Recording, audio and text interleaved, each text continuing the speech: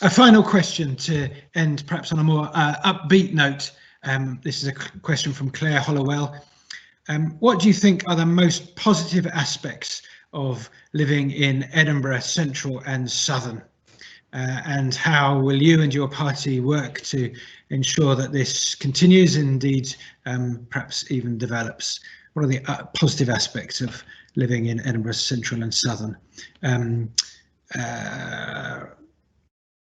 Who should? Fred, you go first on this one, I think. Thank you. So thank you for that question. I've lived in Edinburgh Southern since I arrived here as a student 32 years ago, which is a deeply frightening thought at many levels. But the thing that I derive most joy from in the city, I mean, I could mention the landscape and the heritage, but actually it's the people. And it's the fact that we here in the southern part of this city, in the centre of the city, seem to encourage and derive pleasure from the many different identities that people have. The fact that people can be British and they can be Scottish and they can be European. And I got back involved in politics because of Brexit. And I feel very strongly that this is a multi-identity city. I don't want to, I remain a Remainer, even as it were. I don't want to have my identity and the nature of the city changed by ripping off the other parts of my identity. And so what I'll do, if I'm elected as a MSP in Lothian, is campaign to keep that idea that people in our city can have lots of different views. It's not a homogeneous place, because then that's something we should really work to retain in our capital city. Thank you very much, Fred. Daniel, your thoughts on the positive aspects of living in Edinburgh Southern in your case? So let me illustrate it by a brief story. So about a year ago, when we were just entering lockdown, or we're in the middle of lockdown, I was really worried about older people simply not being able to get food. If you remember that first lockdown, people were scared to go outside, and you genuinely see people blinking and looking very worried, and they went out. And I convened a Zoom call like this for all the various community groups and churches in the area. And what was amazing was how quickly those networks and operations to get food and sustenance to people who needed it happened. And it was incredible. And through the spring and last summer, there was just an extraordinary effort that happened almost naturally. I mean, I thought there would need to be dramatic intervention of the state, and that didn't need to happen. And so the thing that struck me was just how strong the community is.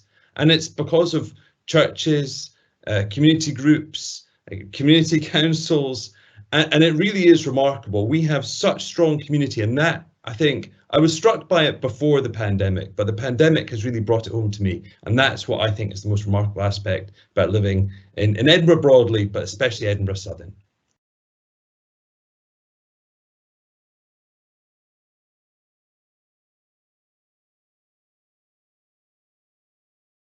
I think you're muted. Sorry.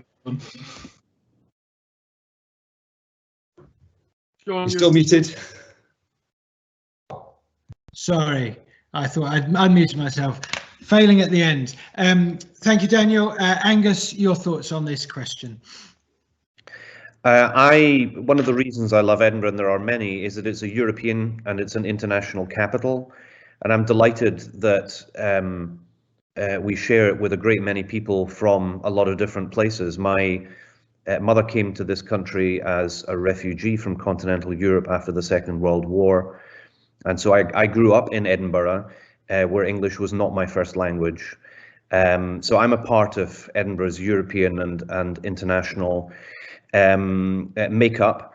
And I want to protect and I want to enhance that. And unfortunately, Brexit has ripped us out of the European Union. Edinburgh voted by the highest percentage in Scotland to remain in Europe. Nevertheless, we have been taken out against our democratic collective will in Scotland. And I want to change that. If you elect an SNP government, you will have a choice after we emerge from the pandemic about whether we become a sovereign state that goes back into the European Union. And one of the great benefits of that for Edinburgh in particular is that we become the capital of a sovereign state And that will enhance and build our European and international credentials to the advantage of everybody who lives in the city. We don't have any summing up at the end of this hustings, so I'll just end on this. Edinburgh Central is the most marginal Tory-held seat in the country, with only a 610 vote majority. If people in Edinburgh Central and Gorgie Dalry would prefer to have a progressive MSP, if you want to replace the Conservatives, you have to vote the SNP and you have to vote for Angus. I hope you do. Thank you, Angus. Miles, you may want to reply to that point amongst others. Thanks. Thank you, John. Well, I think I'll stick to what's really important, and that is, I think Edinburgh is such a fantastic city, and it's because of its people. It's bursting with people full of ideas, who are ambitious for our city and want to see things improve. And I think that's really where, as an MSP, one of the greatest luxuries of doing this job are meeting people who are trying to support their communities and change their communities. And in a cynical world, there's a hell of a lot of good going on, as Daniel outlined, and we need to actually sometimes talk more about that. And I certainly have also seen over this past year the best of Edinburgh, and I think that's something we should all celebrate. This election, though, is an opportunity, though, to recover from the pandemic, and I think putting recovery at the heart of what the next Parliament does has to be all our focus. So at this election across Scotland, we have to decide whether or not we want to be dragged back to the divisions of the past, or if we're going to say no to a referendum and focus all our energies now on rebuilding Scotland. That's something I think the majority of people should do, and I hope they'll vote Conservative, and certainly for myself as the lead Conservative candidate, lend me the regional list vote for that purpose. Thank you. Thank you very much, Miles. And our final answer of the night comes from Alison.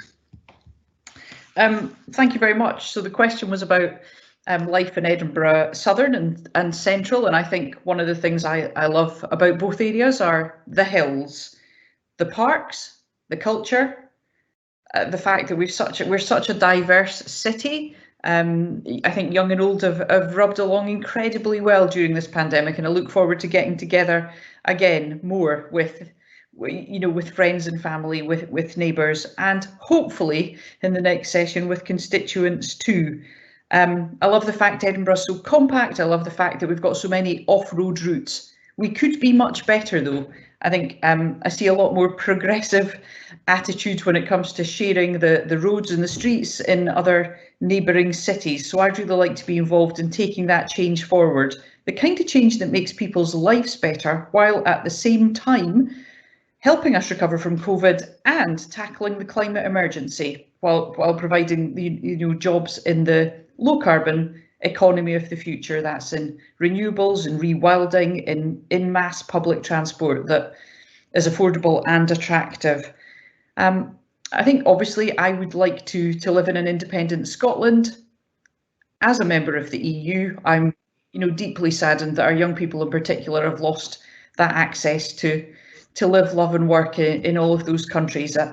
It's going to be more difficult, but what I will, I know that Edinburgh will continue to be that outward-looking festival city. It will continue to have massive attraction for people all across the globe.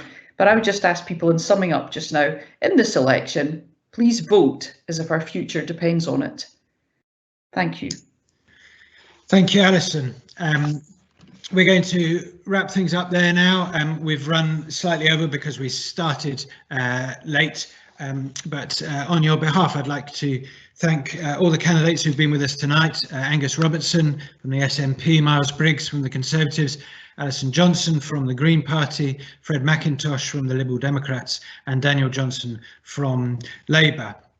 I know I've really enjoyed the evening. A recording of this hustings will be available on the website of the Gorgie Dalry Community Council. If you want to recommend to anybody else to watch it, then please do tell them to find it there. Our thanks to Alex and Jake for providing the background moderation and setting all this up. As ever, I think a local hustings gives a very different window onto politics So I hope you found it, like me, a very useful evening, both in the areas where candidates disagree and where they agree, but getting a real more rounded sense of what each candidate might offer as they put themselves up for election. So thank you all for joining us, and good night from us.